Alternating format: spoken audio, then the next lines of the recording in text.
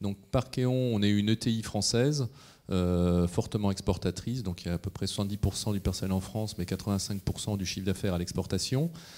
Parkeon, vous le connaissez, on est dans les systèmes de gestion de la mobilité dans les villes au niveau de tout ce qui est billettique.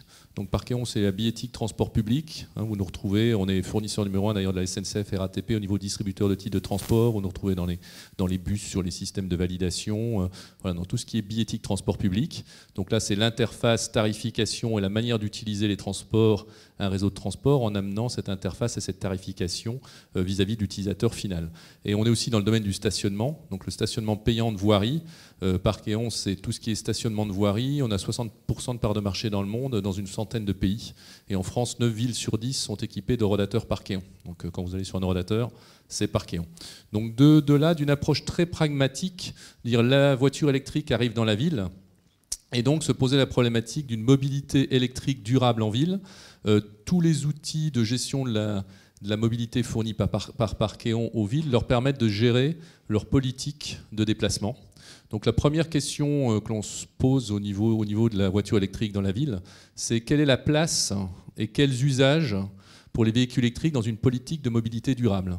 C'est-à-dire que ce n'est pas la voiture électrique, c'est pourquoi, comment, quels usages. Est-ce que la voiture électrique, je la conçois pour les pendulaires, les personnes qui viennent travailler tous les jours en ville, pour les visiteurs, pour des touristes? Comment je traite mes résidents qui, dans des centres urbains denses, à 80% vivent dans des immeubles et n'ont pas de parking souterrain? Est-ce que je parle de professionnels qui utilisent leur véhicule électrique en ville? Est-ce que je parle d'autopartage?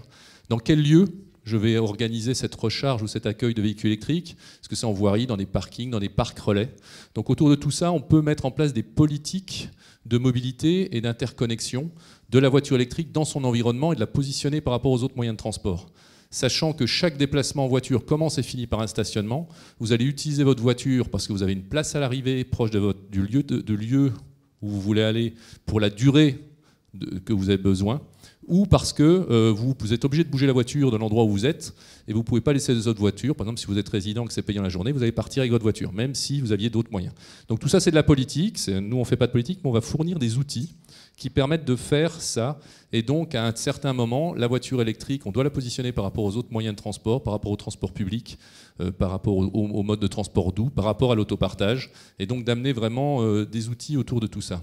La deuxième partie, donc aujourd'hui, d'une manière très pragmatique, installer des bornes de recharge ou une problématique de recharge en ville, on peut déployer des infrastructures.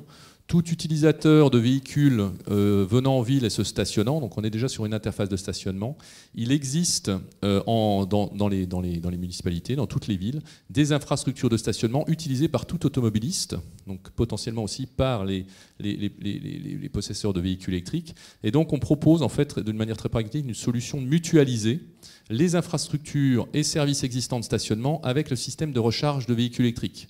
Alors d'une manière assez concrète, on va utiliser des outils tels que des horodateurs qui existent aujourd'hui pour piloter des infrastructures de recharge de véhicules électriques, donc des bornes. Nous, on ne fabrique pas des bornes de transport. Là, vous avez une photo, on a fait des installations avec DBT, par exemple, et on pilote depuis l'horodateur ces bornes de charge, et on utilise toutes les infrastructures déjà présentes autour de l'horodateur. Donc il y a un écran, il y a un lecteur de carte bancaire, on accepte les pièces de monnaie, il y a une interface, ils sont centralisés, on est télégéré, et toutes ces informations-là existent déjà, donc la ville n'a pas à investir.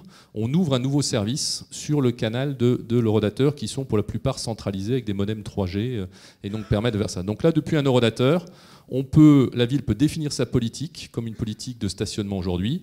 Elle peut mettre de la gratuité, elle peut mettre du temps limité, elle peut mettre un paiement pour le service de recharge et de stationnement. Et il y a une régulation sur cette place de charge qui est comme une régulation de stationnement qui dit c'est 2 heures par exemple maximum avec tel tarif pour bénéficier de cette place et de la recharge. Donc ça, dans un objectif futur de partage d'espace et d'usage, ça va permettre avec des coûts beaucoup plus réduits, parce que je n'ai pas besoin d'acheter des nouveaux lecteurs RFID, d'écrans, des choses comme ça. On a des bornes très très simples.